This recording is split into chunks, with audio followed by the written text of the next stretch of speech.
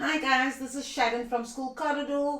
Today I'm going to do 3 tips on how to make the new teachers, your new colleagues who are straight from the university or the colleges feel most welcome at your school.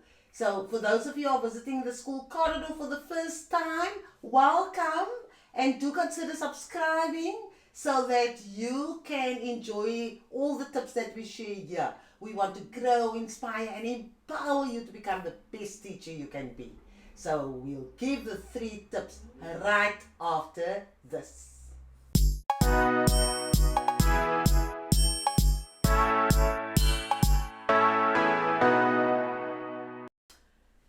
Tip number 1 is, it's so obvious, but tip number 1 is give the teachers a big, broad, welcoming smile. You know how difficult it is when you start at a new place and everybody's looking at you as if you don't belong. And I know many teachers are there for years. Some of you are teaching for 20, 30 years already. And when new teachers join, you don't always feel the energy just to say hi to them. But your new teachers, if you want them to be your new colleagues, you must embrace them and make them feel welcome. Give them a warm, engaging smile and make them feel that they are at the right place. Remember, you guys appointed them at your school because you felt that they have the skills and the knowledge and the personality to add some value to your school. So make them feel as if they are at the right place. If I think back when I started, you feel so nervous, you feel overwhelmed, you are so excited because you're going to change the entire world now. You're going to teach the students for the first time, and everybody's so excited for you. And so when the teachers come to the school for the first time, continue that excitement for them and make them feel as if they are in heaven and that you are there to support them and that you're going to help them become the teacher that they've dreamt they want to become. Okay? So that is the very first tip. Tip number 2 is show them around the staff room. Share the staff protocols. For example, how do you guys address each other? I know some schools are more formal, so you want to say Mr. and Meneer and Ma'am. Others want to be called on their surnames, where you find that other schools schools are more informal and you can be called on your first name. So, let the new teachers know what the protocol is. Now, just be careful. You can't decide you want to be formal and you want to be, say, for example, Mrs. Lewin.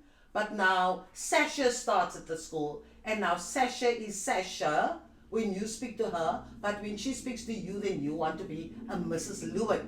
No. You must have the same protocols that apply. Of course, within reason, sometimes the principals have different titles, but I'm saying share that information and don't create, inequalities or distinctions or discrimination by having one title just because you were senior in age at the school, and when the youngsters come, you want to call them on their names. Have the protocols that apply to everybody when you guys are socializing, when you're just meeting informally, and what protocols apply when you are in a more serious situation. So that's very important. I think it's also important, just show them where they can find tea and coffee. Don't take it for granted that they will know what your tea and coffee arrangements are.